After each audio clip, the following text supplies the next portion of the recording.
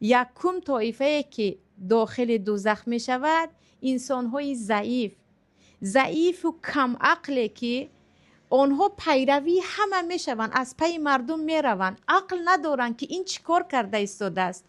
عموما با عقل خود یا گفتیم با فراسات خود جای قدم خود را نمی دانند. الذین هم فیکم طبعا، آنها تابع شما هستند، یعنی فرمانبردار مردم هستند. مردم چی گوید آن را کرده میگردند، سرشان خم است.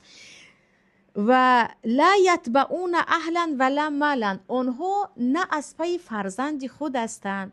یک انسان هایی که مثلا به عائله خود اهمیت دهد، به فرزندان خود، به همسر خود، یا گفتیم زنها به شوهر خود، نه از انسان هایی که از پی مال دنیا باشد و گویم این انسان در دنیا یک انسان موفق است.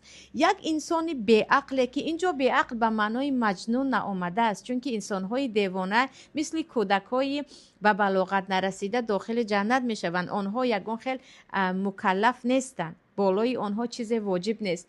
اما اینجا انسان هایی که عقل خود را کار نمی فرمایند، از پی مردم گشتن می گیرند، نه آنها نقشه برای اقتصاد خود دارند که من باید فلان مقدار پولدار باشم، چیزدار باشم برای خیرم، برای فرزندم، نه برای فرزندان خود نقشه دارند. مردم گفت از قفای مردم می گردند. اکنون قسم به الله فکر کنید که چقدر امروز مردم در داخل کشور ما این گونه هستند. کار میکنن عموما به ترازوی عقل اون رو نمیگذارن. فلانی کرد من هم میکنم، فلانی گفت راست است، یعنی خبرهای بر دروغ پهن میشود. عموما فکر نکرده که این خبر آیا راست است یا درست است. انسان هایی که عقل خود را کار نمیفرمایند، سرشان خم مثل گوسفند از پی مردم میگردند. کرد من هم میکنم، گفت من هم میگویم. وای که اینها خیلی و خیلی انسانهای پس در هر دو دنیا هستند و بزرگترین نعمت الله داده عقل را کار نمیفرمایند.